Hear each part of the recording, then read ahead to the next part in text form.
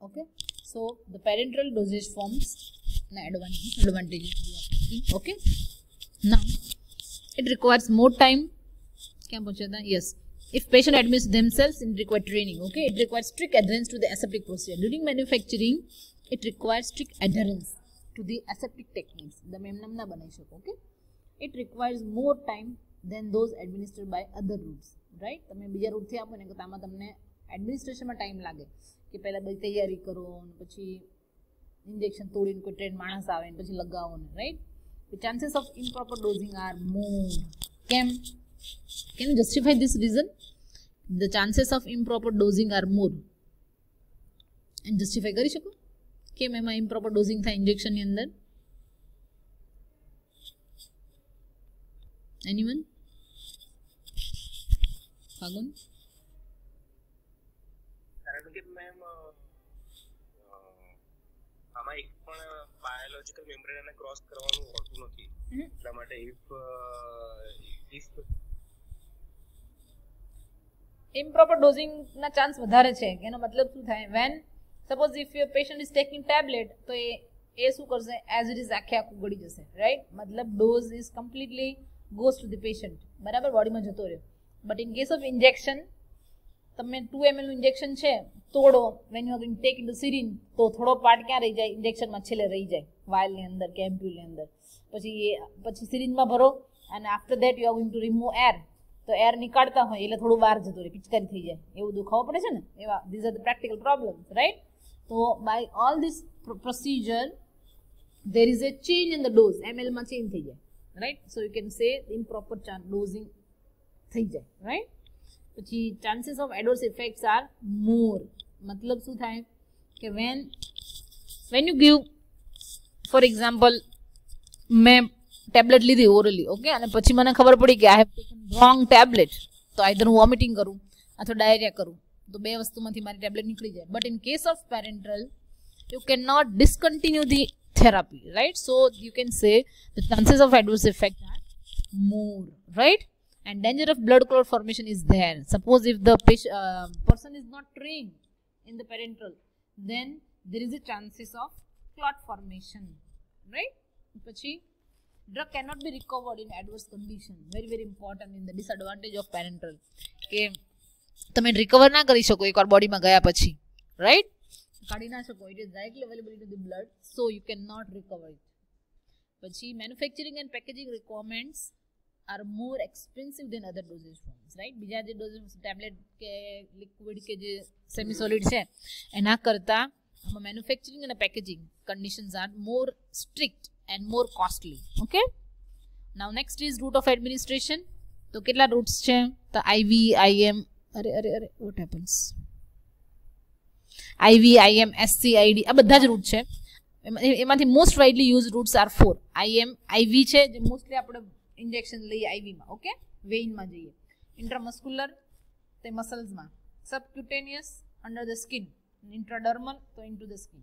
Okay, now next intraarticulate તો જોઈન્ટ્સમાં. તો ખાલી તમને છે ને અમુક વર્ડ્સના નામ આવડે ને તો સારું કહેવાય. તમને એમ કે where you are going to give intraarticulate injection તો જોઈન્ટ્સમાં, સાઇનોવિયલ તો જોઈન્ટ ફ્લુઇડની અંદર, ઇન્ટ્રાઓસિશિયસ તો બોન્સમાં, સેરેબ્રલ તો બ્રેઇનમાં. આ નામ યાદ રાખવાનું અમુક.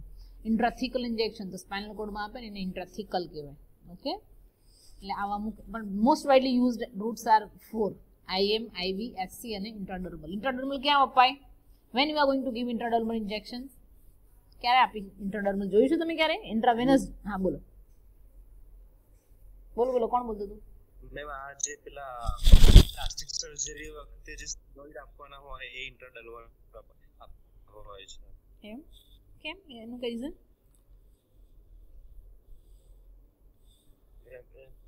Plastic surgery basically deals with skin અને તો પછી જેટલા પણ જે સિલિકોનના ઇન્જેક્શન હોય છે, ઓકે સિલિકોન ઇમ્પ્લાન્ટ કહેવાતા હોય છે, એ બધા સ્કિન ની અંદર આવતા હોય છે. ઓકે ફાઇન, બરાબર છે.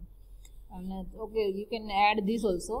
અને વન મોર, નોર્મલી એ આઈડી રૂટ ક્યારે યુઝ થાય? When you are having any allergic testing. Suppose medicament છે એ whether it is allergic to me or not એવું ડાયગ્નોસિસ કરવું છે ને, at that time they are going to give the intradermal injection of that allergens, right.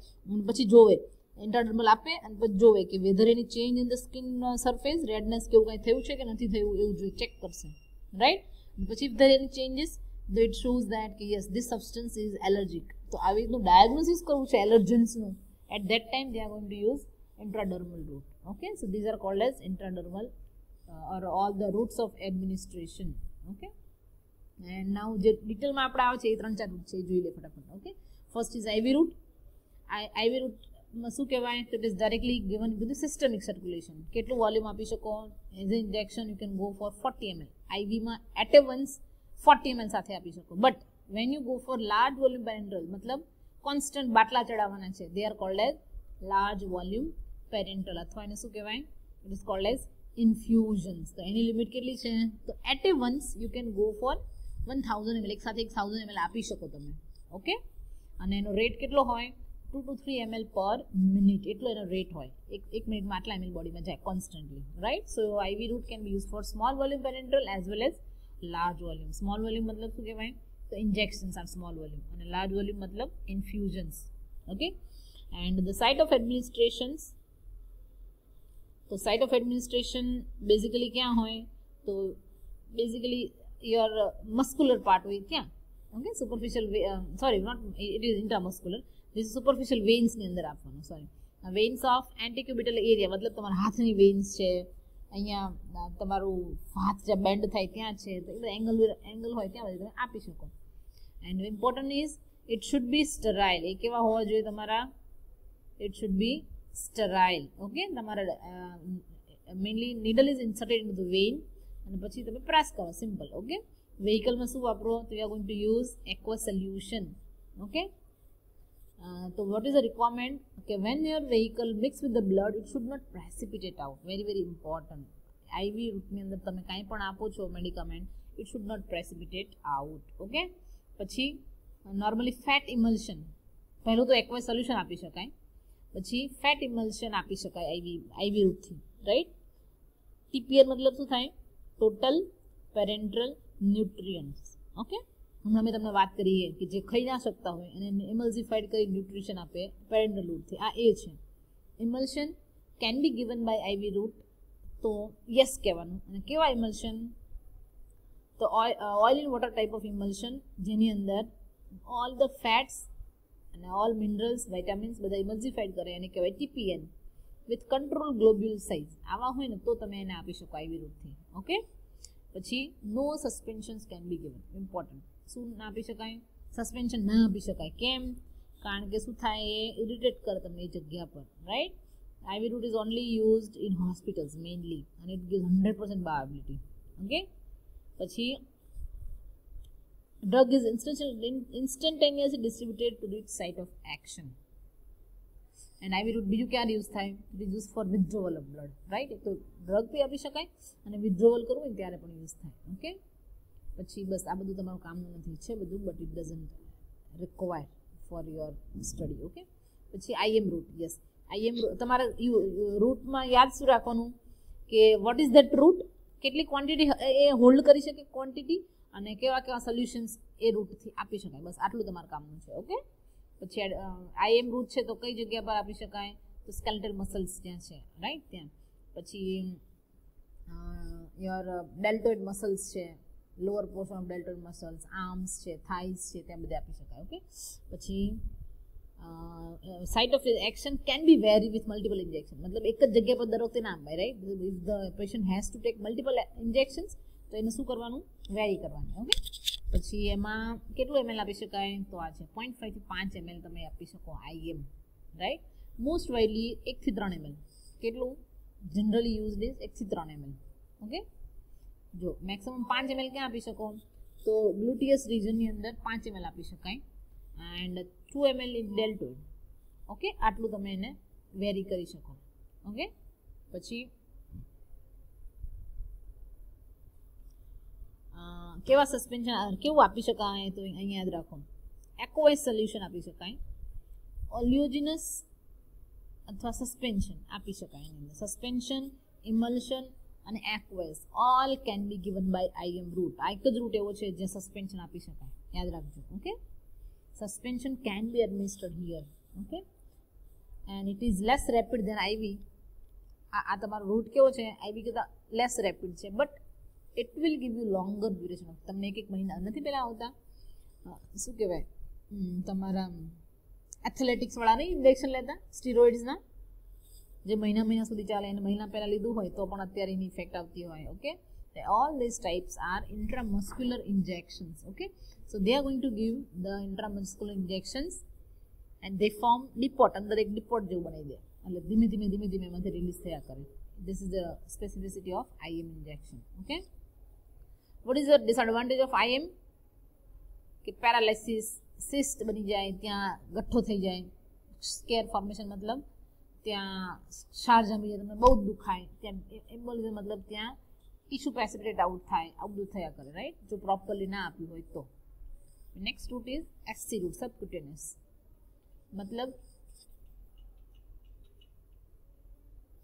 Injection is fatty subcutaneous tissue below the skin. Okay, ક્યાં આપવાનું? બિલો the skin, જે સબક્યુટેનિયસ tissue હોય ને એની અંદર આપવાનું. એની અંદર બહુ જ ઓછું વોલ્યુમ આપી શકાય. કેટલું? મેક્સિમમ 2 ml સુધીમાં આપી શકાય. ઓકે, અને 1 થી 3 ml સિરિંજ લઈ તમે આપી શકો. કેટલું ક્વોન્ટિટી આપી શકો? 1 થી 3 ml ની બાય SC રૂટ. ઓકે, આ ક્વોન્ટિટી બધા યાદ રાખવાની કે IM માં કેટલું આપી શકાય, IV માં કેટલું આપી શકાય અને SC રૂટમાં કેટલું આપી શકાય. ઓકે, પછી વેરી ઇમ્પોર્ટન્ટ, કેવી રીતે આપવાનું? Subcutaneous is given by holding the needle at 45 degree angle with the skin. સ્કિનની ઉપર જો ડાયરેક્ટલી 90 ડિગ્રી સીધા અંદર ઇન્જેક્શન લગાવી દો ને તો ઇન્ટ્રામસ્ક્યુલરમાં જાય, પણ 45 ડિગ્રી લગાવો ને તમે, સ્કિન છે ને એ બોડીની સ્કિનને 45 ડિગ્રી થવું જોઈએ આપણે ઇન્જેક્શન ઇન સિરિંજ, અને પછી જવા દો ને તમે તો એ સબક્યુટેનિયસની અંદર જાય. You can also try, right, but it requires some training. Intramuscular is very easy to give. Directly પર 90 ડિગ્રીમાં સીધું અંદર જ જતું રહેવાનું, એટલે મસ્ક્યુલર ટિશ્યુ આવી જાય અંદર, આખી સિરિંજ અંદર જાય ત્યાં સુધીમાં, right. So this is about subcutaneous. પછી ઇન્ટ્રાડર્મલ છે, very important. It is given to the dermal routes. અને આ યાદ રાખવાનું, ઘણીવાર કોમ્પિટિટિવ એક્ઝામ્સમાં આવે કે ડર્મલ રૂટ કેન હોલ્ડ કેટલો ડોઝ હોલ્ડ કરી શકે? ઓનલી 0.1 ml, એટલો જ હોલ્ડ કરી શકે, એનાથી વધારે તમે આપી જ ના શકો, રાઈટ. એટલે એની અંદર યુઝ કઈ સિરિંજ થાય? 1 ml ની સિરિંજ યુઝ થાય એની અંદર. ઓકે, અવાજ આવે છે ને છોકરાઓનો? અવાજ આવે છે? Okay, needle injected horizontally.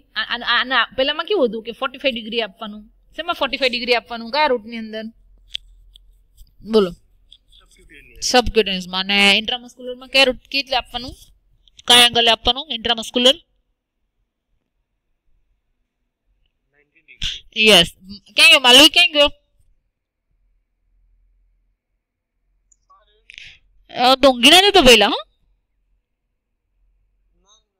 હા ને, જવાબ આપવાના છે. તો એકલો ફાગુન ને ભણાવતી એવું લાગે છે. ધ્યાન રાખવાનું જ પહેલા. હો, તારે ભાઈ આવા લોડ અમારા પછી બીજા વર્ષે ના લેવા પડે, એના માટે ધ્યાન રાખવાનું છે ને.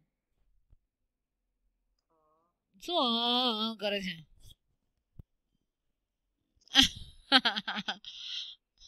બરાબર. એટલે વચ્ચે હું પ્રશ્ન પૂછું ને એમાં જવાબ આપવાના, એટલે મને ખબર પડે તને તારે અંદર જાય છે કે નથી જતું. બરાબર. કેટલો ડોઝ આપી શકાય આઈડી રૂટમાં? ઇન્ટ્રાડર્મલમાં કેટલો આપી શકાય?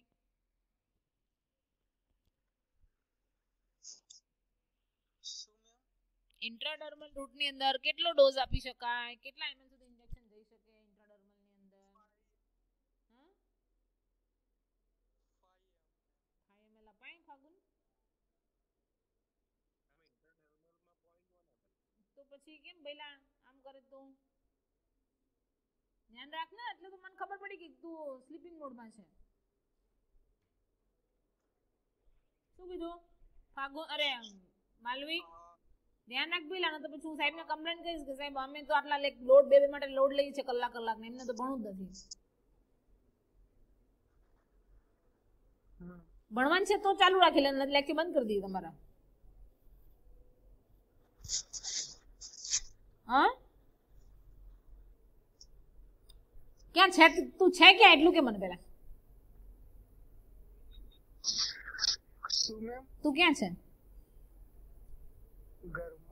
તો આટલો બધો અવાજ આવે છે.